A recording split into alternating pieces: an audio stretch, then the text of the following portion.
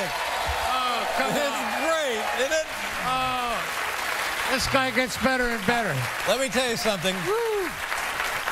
Our next guest, a friend of ours for a long time. Paul knows him forever. Since the early 70s. Has been on the show many, many, many times. And 6 years ago, ran for senator from Minnesota. Mm-hmm. And he said, I would love to come on your show, but I have to dedicate myself now to working for the people of Minnesota. Of course, yes. And I said, we absolutely respect that. And by God, he's done a tremendous job.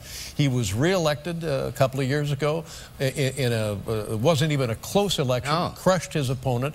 He's beloved in the, what's the land of, let me tell you how effective. People say, has he really done a good job for Minnesota?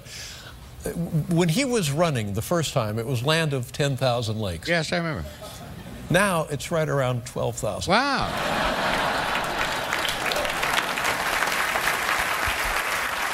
Ladies and gentlemen, Senator Al Franken.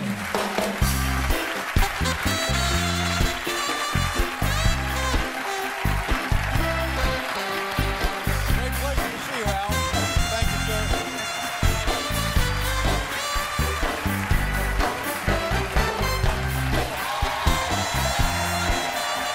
How you doing, Al? Doing very well.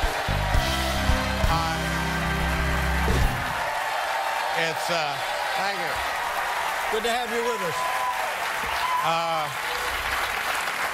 Thanks for the kind introduction. You know, it's been 7 years since I've been on, and I just wanted to come on and before you became an eccentric recluse. Thank you. I appreciate that.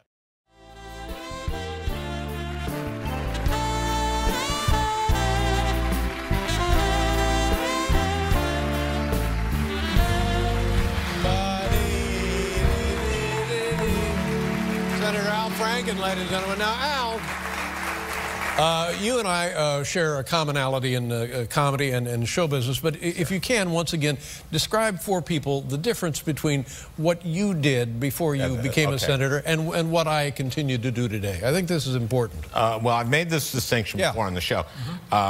We're both comedians, right. But I was a satirist. Satirist. And you are a clown.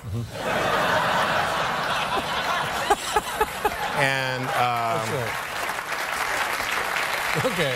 I just want to make sure that that's on record. Yeah, and my new job is very different.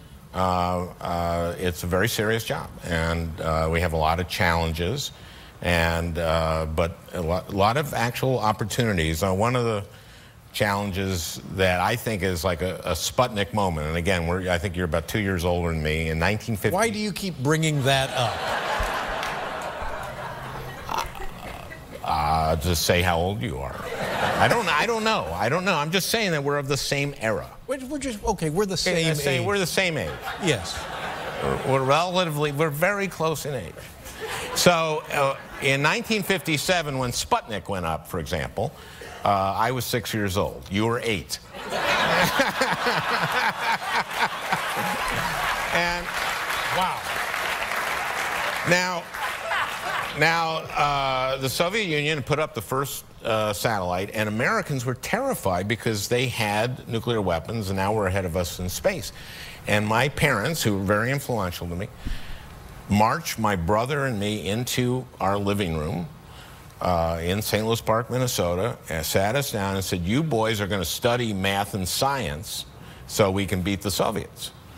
And I thought that was a lot of pressure to put on a 6-year-old. But we were very obedient sons, so we studied math and science, and damn if we were good at it. My brother was the first to go to college in our family. He went to MIT, graduated with a degree in physics, and became a photographer. And I went to a good college, graduated, and became a satirist, a comedian. Satirist, that's right. And but we beat the Soviets. Yeah. So you're welcome. You're welcome. But God bless you, Senator. But you know what? There are a lot of people involved in that, and scientists, and we increased investment in research and development in the space program, and wonderful thing. We not only beat the Soviets, but wonderful things came out of that helped our economy. I mean, telecommunications, we're going by satellite to all over the world right now, and GPS and all this stuff, and it helped our economy. And now we have another challenge of a huge challenge, which is climate change. And it's real. Sea level's going up, and it's going up for a reason, because the Arctic is melting. And we have to, this is a big challenge. And my grandson is 40 years old. I hope I'm still around. I don't want him saying, "Grandpa, what the hell were you thinking?"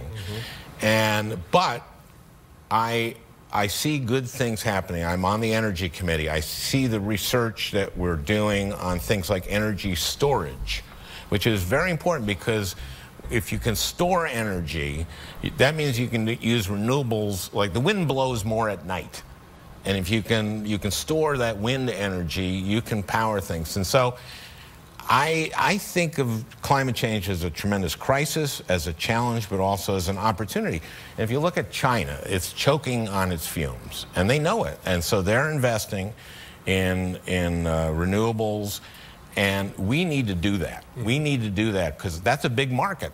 That's 1.2 million people. I want American technology sold to China for that. Let me just say one thing. I agree with everything you're saying.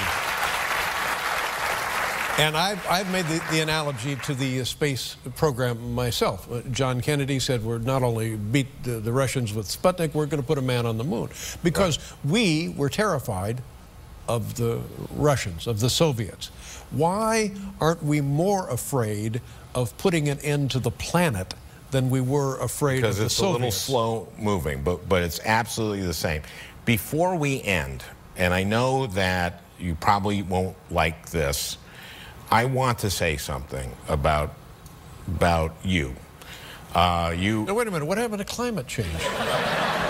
Climate change, it's not real. What? Wait a minute. No, I just want to get this in, and I know other people are going to say it, but I have enormous respect for you, not just as a comedian, and I don't think people remember this, but you've been the longest running late night talk show host ever. You changed comedy. You changed comedy. And I can talk about the Steve Allen influence and the Johnny influence, but you did change comedy. You did such absurd stuff, and we weren't doing. But beyond that, not only are you a great comedian, but a great broadcaster. And by that, what I mean by that is you have respect for the audience. You have respect for the audience, and you have understood what a responsibility having this show every night for an hour means. And you have been a great caretaker of this time.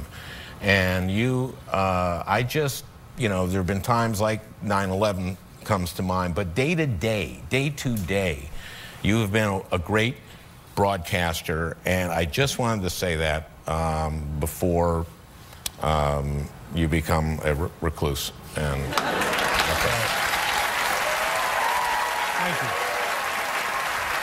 It means a great deal to me. I think the world of you, Senator, and keep up the great job you're doing in Washington. Thank you. Thank you. Senator Al Franken, ladies and gentlemen. We'll be right back with Billy Eichner.